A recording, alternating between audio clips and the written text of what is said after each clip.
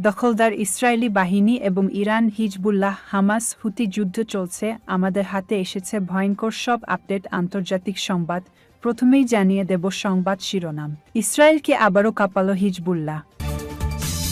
এরপর জানিয়ে দেব গাজা ও লেবাননে বিজয়ী হতে পারবে না ইসরায়েল, ইরানের সর্বোচ্চ নেতা।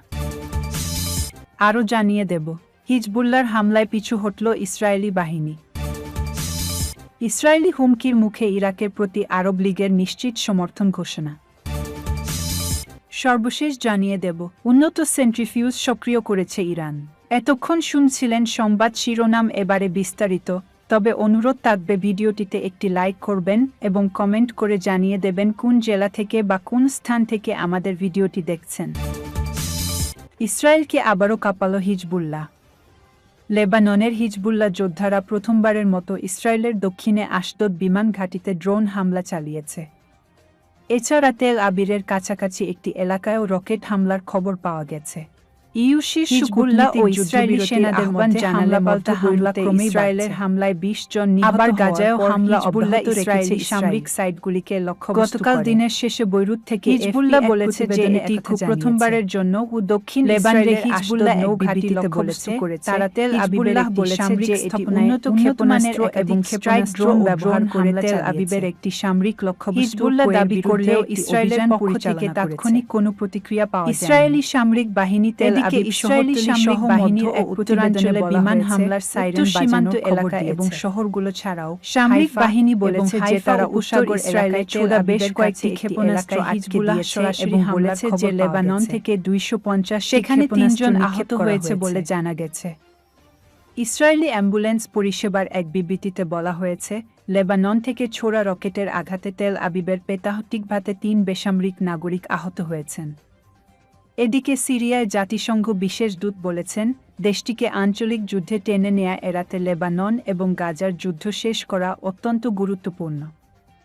এফপির প্রতিবেদনে বলা হয়েছে, লেবানন থেকে ইসরায়েলি ভূখণ্ডে ১৬০টি ক্ষেপণাস্ত্র নিক্ষেপ করেছে হিজবুল্লাহ। তবে ইসরায়েলি সামরিক বাহিনীর সাথে এফপির সাংবাদিক যোগাযোগ করলে তারা বলেছে, তেল আবিবের দক্ষিণে কয়েকটি ক্ষেপণাস্ত্র আঘাত হেনেছে। কয়েকটি ড্রোন ক্ষেপণাস্ত্র বিমান প্রতিরক্ষা ব্যবস্থার সাহায্যে ভূপাতিত করা হয়েছে। অপর একটি সূত্রের উদ্ধৃতি দিয়ে এফপি জানিয়েছে, মাঝে মধ্যে ইসরায়েল সিরিয়ার অভ্যন্তরে বোমাবর্ষণ অব্যাহত রেখেছে।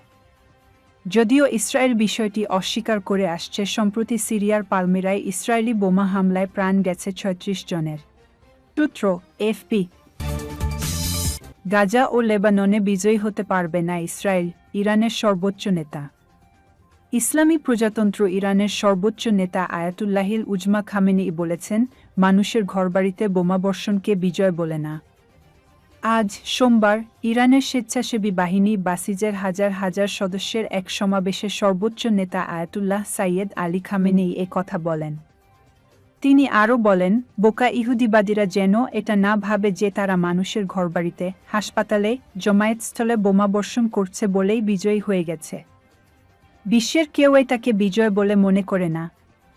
সর্বোচ্চ নেতা বলেন, শত্রুরা গাজা ও লেবাননে বিজয়ী হয়নি। শত্রুরা গাজা ও লেবাননে বিজয়ী হতে পারবে না।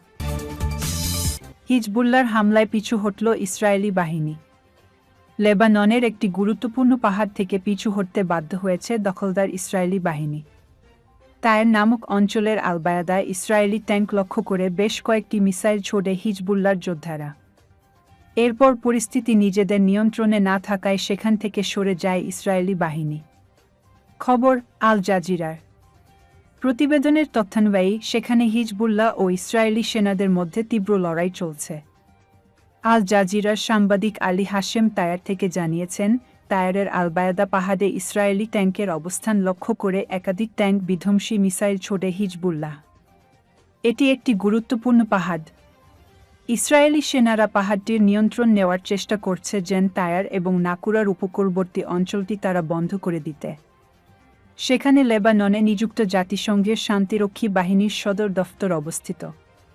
তিনি আরও বলেন, গত কয়েকদিন ধরেই গুরুত্বপূর্ণ ওই পাহাড়টিতে লড়াই হচ্ছিল। কিন্তু আজকে ট্যাঙ্ক বিধ্বংসী মিসাইল ছোড়ার পর ইসরায়েলিরা আর টিকতে না পেরে সেখান থেকে চলে যায়। স্থল অভিযানে ইসরায়েলি বাহিনী ব্যর্থ হলেও তারা বিমান হামলা অব্যাহত রেখেছে লেবাননে। তায়ারসহ রাজধানী বৈরুত লক্ষ্য করে বিশাল হামলা চালিয়েছে তারা।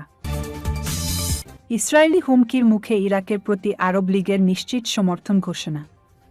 ইহুদিবাদী ইসরায়েল ইরাকের বিরুদ্ধে হামলা চালানোর বিষয়ে যে সমস্ত হুমকি দিচ্ছে তার বিরুদ্ধে বাগদাদের প্রতি নিশ্চিত সমর্থনের কথা ঘোষণা করেছে আরব লীগ। গতকাল রোববার মিশরের কায়রোয় আরব লীগের জরুরি বৈঠক থেকে এই সমর্থনের কথা ঘোষণা করা হয়। মধ্যপ্রাচ্য অঞ্চলে দখলদার ইসরায়েলের বর্বর আগ্রাসন ও ধ্বংসাত্মক যুদ্ধের অবসান ঘটানোর জন্য আন্তর্জাতিক সম্প্রদায়ের হস্তক্ষেপের আহ্বান জানানো হয়েছে এই বৈঠক থেকে। গতকালের এই জরুরি অধিবেশনে যোগ দেন আরব লীগের স্থায়ী প্রতিনিধিরা এবং এতে সভাপতিত্ব করে ইয়েমেন। ইরাকের বিরুদ্ধে সামরিক অভিযান চালানোর বিষয়ে ইসরায়েলের হুমকি নিয়ে অধিবেশনে আলোচনা করা হয়। বৈঠকে যোগ দেয়া কর্মকর্তারা এক বিবৃতিতে বলেছেন, বৈঠক থেকে নিন্দা জানিয়ে বলা হয় ইহুদিবাদী ইসরায়েল এই অঞ্চলে যুদ্ধের বিস্তার ঘটাতে চাইছে।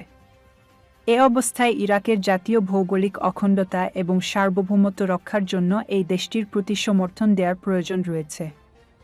বিবৃতিতে আরব লীগের মহাসচিবের প্রতি আহ্বান জানিয়ে বলা হয়েছে, ইসরায়েলি হুমকির বিষয়টি যেন তিনি আরব লীগের পক্ষ থেকে জাতিসংঘ নিরাপত্তা পরিষদকে অবহিত করেন।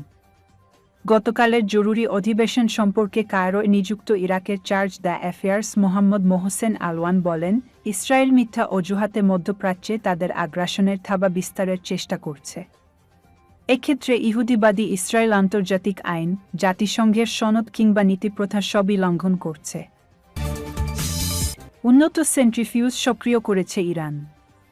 ইসলামী প্রজাতন্ত্র ইরানের জাতীয় সংসদের স্পিকার মোহাম্মদ বাকের কালিবফ বলেছেন, তার দেশের বেসামরিক পরমাণু কর্মসূচির বিরুদ্ধে রাজনৈতিক উদ্দেশ্যপ্রণোদিত প্রস্তাব পাস করার জবাবে তেহরান নতুন এবং উন্নত সেন্ট্রিফিউজ সক্রিয় করেছে।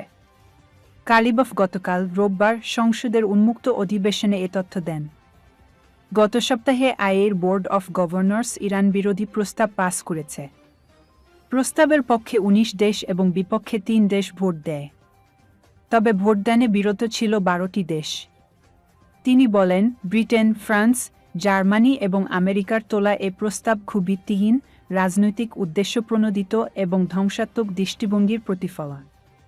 তিনি আরও বলেন, এসব দেশ ইরানের শান্তিপূর্ণ পারমাণবিক কর্মসূচির বিষয়ে অযৌক্তিক এবং অসম্মতিমূলক প্রস্তাব পাস করেছে। কালিবফ বলেন, আইএর বোর্ড অফ গভর্নরদের রাজনৈতিক অপব্যবহারের প্রতিবাদে ইরান অবিলম্বে জবাব দিয়েছে এবং ধারাবাহিকভাবে উন্নত সেন্ট্রিফিউজগুলো চালু করা শুরু করেছে।